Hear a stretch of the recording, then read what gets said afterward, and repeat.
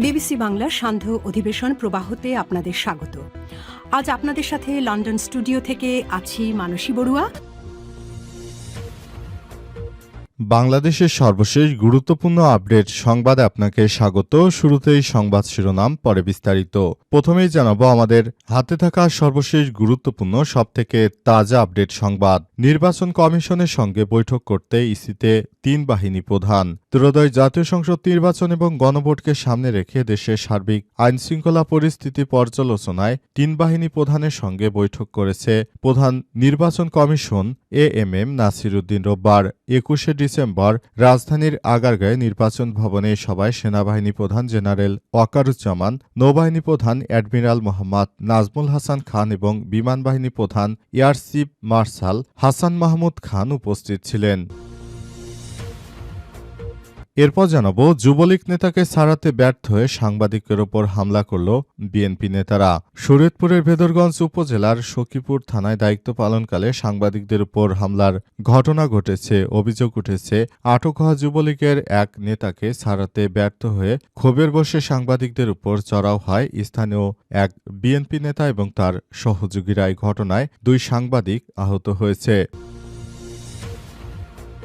এদিকে রাজধানীতে বাসা থেকে 2 ভাই বোনের মরদেহ উদ্ধার। রাজধানীর হাতিঝিল থানাধীন অরলেস মোড় এলাকায় একটি বাসার গ্যারেজে রাখা একটি ফ্রিজিং অ্যাম্বুলেন্স থেকে 2 শিশুর মরদেহ উদ্ধার করা হয়েছে। আজ 8টার দিকে অরলেস মোড় এলাকার 91 নম্বর SHS টাওয়ারের নিচে গ্যারেজে রাখা একটি ফ্রিজিং অ্যাম্বুলেন্স থেকে শিশু দুটির মরদেহ উদ্ধার করা হয়।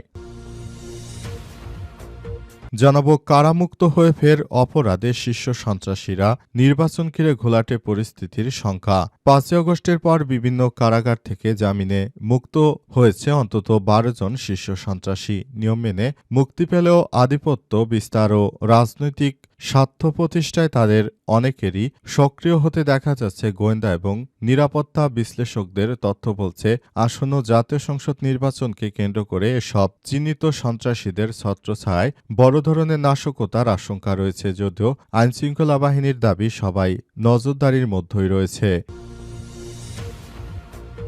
এবং সর্বশেষ জানাবো, সীমান্ত অতিক্রম করে বাংলাদেশে প্রবেশ, বিজিবির হাতে বিএসএফের সদস্য গ্রেপ্তার।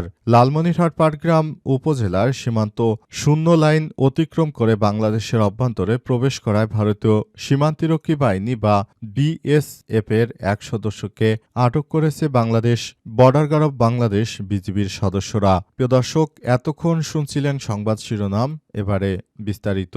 তবে তার আগে বন্ধুরা, অনুরোধ থাকবে এই সংবাদটিতে একটি লাইক দিন। এই চ্যানেলে আপনি নতুন হয়ে থাকলে আমাদের সংবাদটি দেখতে দেখতে চ্যানেলটি সাবস্ক্রাইব করে রাখুন। কমেন্ট করে বন্ধুরা আপনার মূল্যবান মতামত জানিয়ে দিন আপনি বিশ্বের কোন দেশ থেকে বা বাংলাদেশের কোন স্থান থেকে আমাদের সংবাদটি দেখছেন এবং শুনছেন। আর বন্ধুরা, সংবাদটি আপনার সোশ্যাল মিডিয়া ফেসবুকে শেয়ার করে বন্ধুদেরও দেখার সুযোগ করে দিন। গাজা যুদ্ধে আপনি যদি নিরীহ ফিলিস্তিনিদের ভালোবেসে থাকেন, কমেন্টে ইয়েস লিখে বিশ্ববাসীকে জানিয়ে দিন। এবারে বিস্তারিত।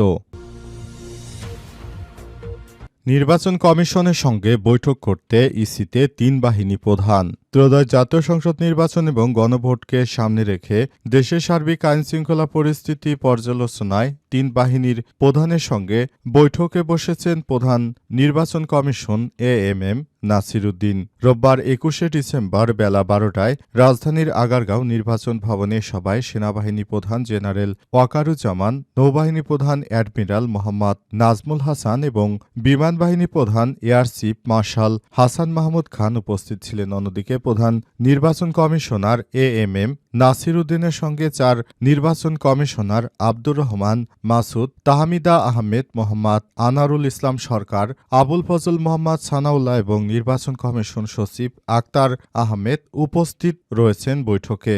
ভোটের তফসিল ঘোষণার পর 3 বাহিনী প্রধানের সঙ্গে নির্বাচন কমিশনের এটাই প্রথম সাক্ষাৎ তারা নির্বাচন ভবনে পৌঁছালে ইসি সচিব আলাদাভাবে তাদেরকে অভ্যর্থনা জানায়। আগামী বছর 12ই ফেব্রুয়ারি ত্রয়োদশ জাতীয় সংসদ নির্বাচন এবং গণভোটকে সামনে রেখে দেশের সার্বিক আইনশৃঙ্খলা পরিস্থিতি পর্যালোচনা করা হবে। বৈঠকের পর দুপুর 2:30টায় নির্বাচন ভবনে সম্মেলন কক্ষে আইনশৃঙ্খলা সংক্রান্ত উচ্চ পর্যায়ের বৈঠক অনুষ্ঠিত হবে। প্রধান উপদেষ্টার মুখ্য সচিব, স্বরাষ্ট্র মন্ত্রণালয়ের সিনিয়র সচিব, 3 বাহিনী প্রধান এবং তাদের উপযুক্ত প্রতিনিধি, সশস্ত্র বাহিনী বিভাগের প্রিন্সিপাল স্টাফ অফিসার, পুলিশের মহাপরিদর্শক আইজিপি, এনএসআই, ডিজিএফআই এবং কোস্টগার্ড, বিজিবি, র্যাব, আনসার ও বিডিপির মহাপরিচালক এবং ঢাকা মহানগর পুলিশ ডিএমপির কমিশনার উপস্থিত থাকবেন ওই বৈঠকে। নির্বাচন পূর্ব আইনশৃঙ্খলা পরিস্থিতি পর্যালোচনা, অবৈধ অস্ত্র উদ্ধার এবং সন্ত্রাসী কার্যক্রম দমনে যৌথ বাহিনীর কার্যক্রম এবং আচরণ বিধিমালা অনুযায়ী নির্বাচনী পরিবেশ বজায় রাখা সহ বেশ কিছু বিষয় রয়েছে আলোচ্য সূচিতে। ইসির জনসংযোগ পরিচালক মোহাম্মদ রুহুল আমিন মল্লিক জানিয়েছেন, সভা শেষে নির্বাচন ভবনের বেসমেন্টে ব্রিফ করেন। যুবলীগ নেতাকে ছাড়াতে ব্যর্থ হয়ে সাংবাদিকের উপর হামলা করল বিএনপি নেতা।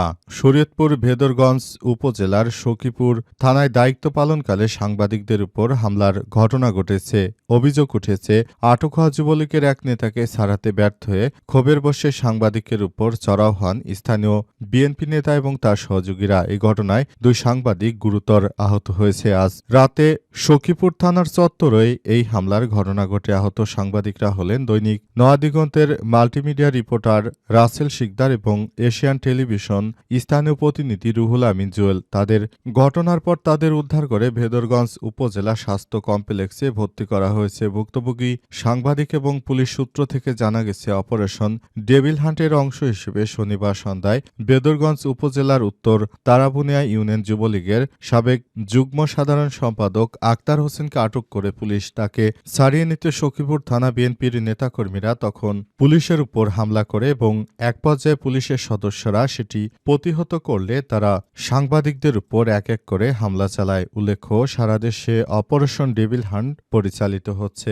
অপারেশন ডেভিল হান্টের ফেজ 2 পরিচালিত হয় সারা দেশ থেকে। আওয়ামী লীগের নিষিদ্ধ সংগঠনের নেতাকর্মীদেরকে আটক করছে আইন শৃঙ্খলা রক্ষাকারী বাহিনীর সদস্যরা। এ কারণে অপারেশন ডেভিল হান্ট পরিচালনা করতে গিয়ে দেশের মধ্যে নানা রকম সমস্যা সৃষ্টি করছে বিএনপির নেতাকর্মীরা। তারা আওয়ামী লীগের নেতাকর্মীদের কাছ থেকে পয়সা খেয়ে তারপর এদেরকে ছাড়িয়ে নেওয়ার জন্য নানাভাবে চেষ্টা চালাচ্ছে এবং এরই ধারাবাহিকতায় এই সাংবাদিকরা এখন বিএনপি নেতাদের হামলার শিকার হয়েছে।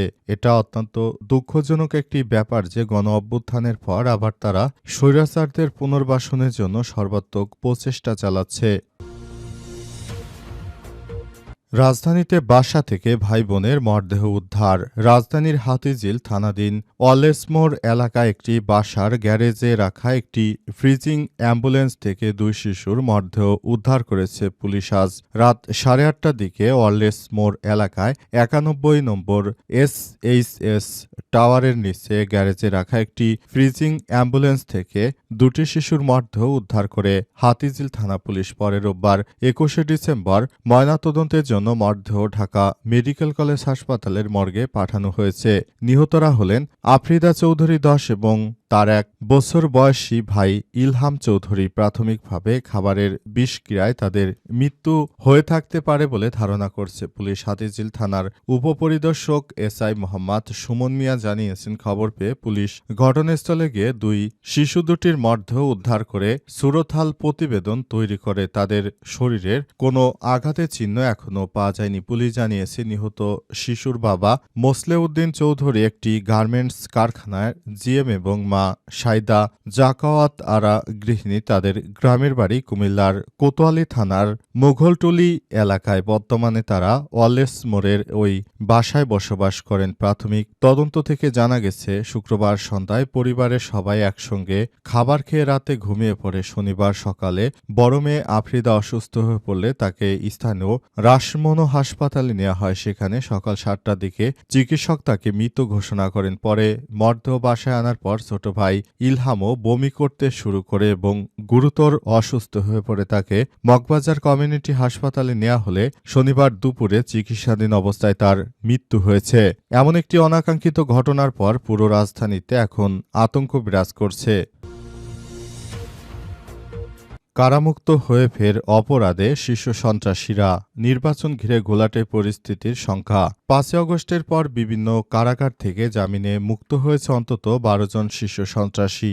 নিয়ম মেনে মুক্তি পেলেও আধিপত্য বিস্তার এবং রাজনৈতিক স্বার্থ প্রতিষ্ঠায় তাদের অনেকেই সক্রিয় হতে দেখা যাচ্ছে। গোয়েন্দা এবং নিরাপত্তা বিশ্লেষকদের তথ্য বলছে, আসন্ন জাতীয় সংসদ নির্বাচনকে কেন্দ্র করে সব চিহ্নিত সন্ত্রাসীদের ছত্রছায়ায় বড় ধরনের নাশকতার আশঙ্কা রয়েছে। যদিও আইনশৃঙ্খলা বাহিনীর দাবি সবাই নজরদারিতে রয়েছে। নির্বাচনের তফসিল ঘোষণা ঠিক পরদিন ঢাকা 8 আসনের সম্ভাব্য প্রার্থী শরীফ ওসমান হাদিকে গুলি করে পালিয়ে যায় সন্ত্রাসীরা। এই ঘটনার পর থেকেই জনমনে প্রশ্ন উঠেছে, ত্রয়োদশ জাতীয় সংসদ নির্বাচন কতটা শান্তিপূর্ণ হবে। তথ্য অনুযায়ী 5 আগস্টের পরপরই বিভিন্ন কারাগার থেকে জামিনে মুক্তি পায় 12 জন শীর্ষ সন্ত্রাসী। এদের মধ্যে রয়েছে সুইডেন আসলাম, কিলার আব্বাস, ফ্রিডম রাসু, পিসি হেলাল ও ইমন। মুক্তির পর থেকেই রাজধানীতে হত্যা, চাঁদাবাজি সহ বিভিন্ন অপরাধে তারা জড়িয়ে পড়েছে। পুলিশের তথ্য অনুযায়ী গত 1 বছরে সারা দেশ জুড়ে প্রতিদিন 11 জন করে মানুষ হত্যার শিকার হয়েছে। পাশাপাশি 5 আগস্টের আগে এবং পরে বিভিন্ন থানা থেকে লুট হওয়া প্রায় 300-র বেশি অস্ত্র এবং 2.5 লাখের বেশি গোলাবারুদ এখনও উদ্ধার করা সম্ভব হয়নি, যা বিভিন্ন অপরাধমূলক কর্মকাণ্ডে জড়িয়ে পড়ছে। এসব শীর্ষ সন্ত্রাসীদের হাতে এখন বাংলাদেশ কতটা অনিরাপদ সেটি পরিলক্ষিত হচ্ছে।